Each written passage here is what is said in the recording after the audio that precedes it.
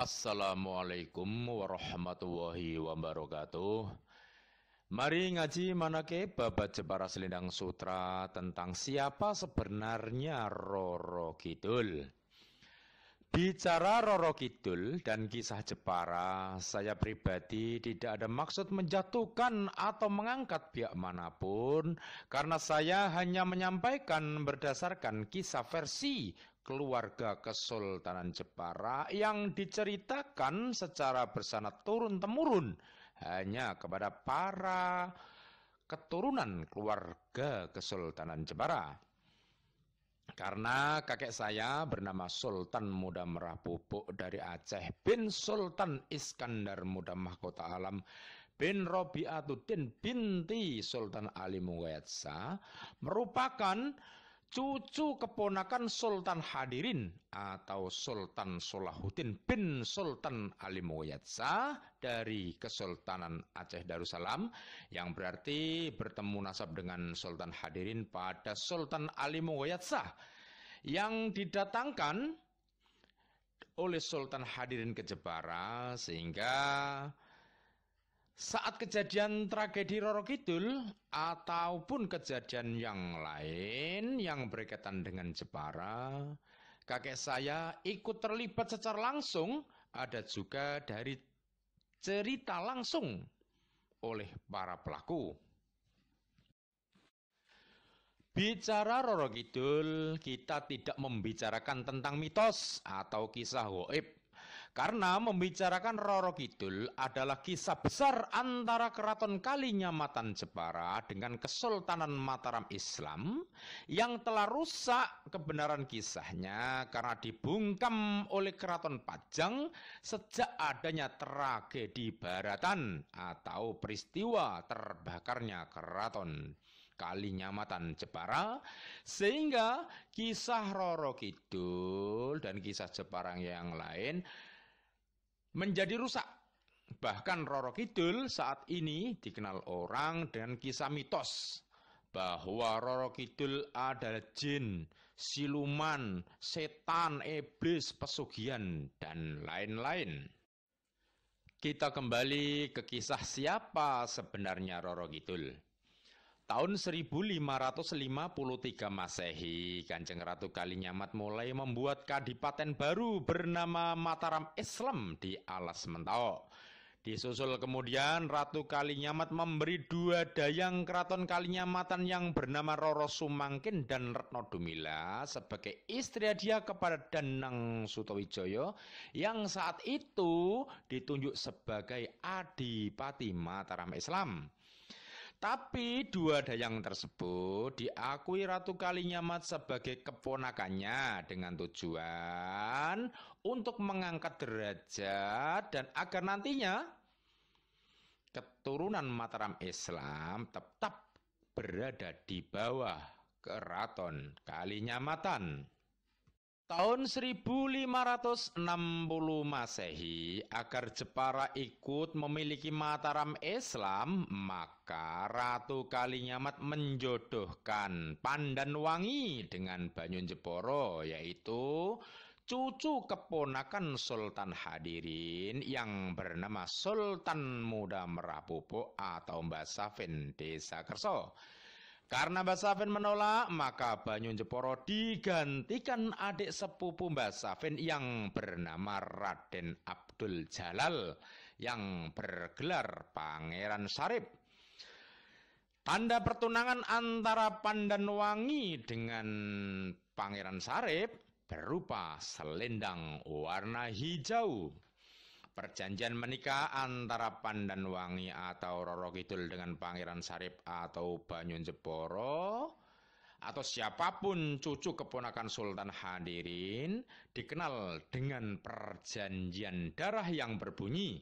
Ratu Kalinyamat berkata, bakal ono Banyunjeporo disokno ning tanah Mataram Islam jikuk jatah warisane. Lalu Danang Sutawijaya menyahut, tak tunggu Banyunjeporo disokno ning tanah Mataram tak paringake jatah warisane. Yang artinya keturunan Jepara yang menikah dengan keturunan Mataram Islam adalah untuk mengambil jatah warisan Jepara yang ada di Mataram Islam, karena Mataram Islam adalah buatan Ratu Kalinyamat dengan Sultan Hadiwijaya dan Danang Sutawijaya yang ditunjuk sebagai adipati pertama saat suatu hari, karena Sultan Hadiwijaya mendapat hasutan dari pengadu domba antara Kesultanan Jepara dengan Kesultanan Pajang bahwa pernikahan antara Pandanwangi Putri Danang Sutawijaya dengan Banyunjepara yang saat itu diwakili Pangeran Sarip adalah Mataram Islam bersatu dengan Jepara lewat pernikahan untuk menghancurkan Pajang. Sehingga Sultan Hadiwijaya murka lalu mempunyai rencana menggagalkan pernikahan antara Pandanwangi dengan Banyujepara. Pada bulan Suro tahun 1574 Masehi adalah rencana persemian pernikahan antara Roro Kidul dengan Banyujepara. Pada malam 1 Suro, Sultan Hadiwijaya menculik Roro Kidul, lalu dikampak bahunya hingga tewas. Lalu jasadnya dibuang di pantai selatan Jawa atau Segoro Kidul, dan selendang warna hijau tanda pertunangan Roro Kidul dibuang oleh Sultan Hadiwijaya. Dan Sultan Hadiwijaya juga berkata bahwa Roro Kidul sebagai iblis, setan, dan lain-lain. Pada saat Roro Kidul dibuang di Segoro Kidul, ternyata masih hidup. Roro Kidul ditemu oleh Pandansari, penghuni Segoro Kidul. Lalu Roro Kidul berpesan pada Pandansari, "Carikan selendang hijauku sebagai tanda pertunanganku dengan Banyunjepara dan sampaikan kepada Banyunjepara tentang kejadian ini." Setelah itu Pandanwangi wafat. Sehingga Pandansari selalu mengambil siapa saja yang membawa warna hijau di Laut Selatan.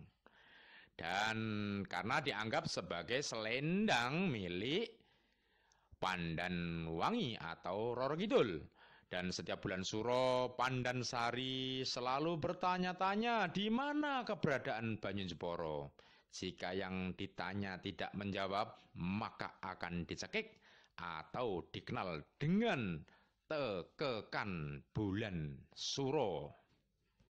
Lalu Raden Mas Haryo, anak Sultan Hadiwijaya dengan Retno Dumila, diutus oleh Sultan Hadiwijaya pergi ke Jepara untuk membunuh Pangeran Sarip. Sehingga pernikahan antara Roro Kidul dengan Banyunjepara gagal, yang dikenal dengan tragedi malam 1 Suro. Tapi karena sekitar tahun 2014 Masehi, selendang hijau sudah ketemu, insya Allah jika ada orang membawa warna hijau di Segoro Kidul sudah aman. Dan juga keberadaan Pangeran Sarip sudah ketemu pada tahun 2014 juga di makam di Desa Saripan, Jepara. Maka insya Allah sudah tidak ada lagi balak tekekan bulan Suro. Demikian sekilas kisah babat Jepara Selendang Sutra Jawa tentang siapa sebenarnya Roro Kidul dan tragedi malam 1 Suro. Kita ketemu dalam kisah yang lain. Assalamualaikum warahmatullahi wabarakatuh.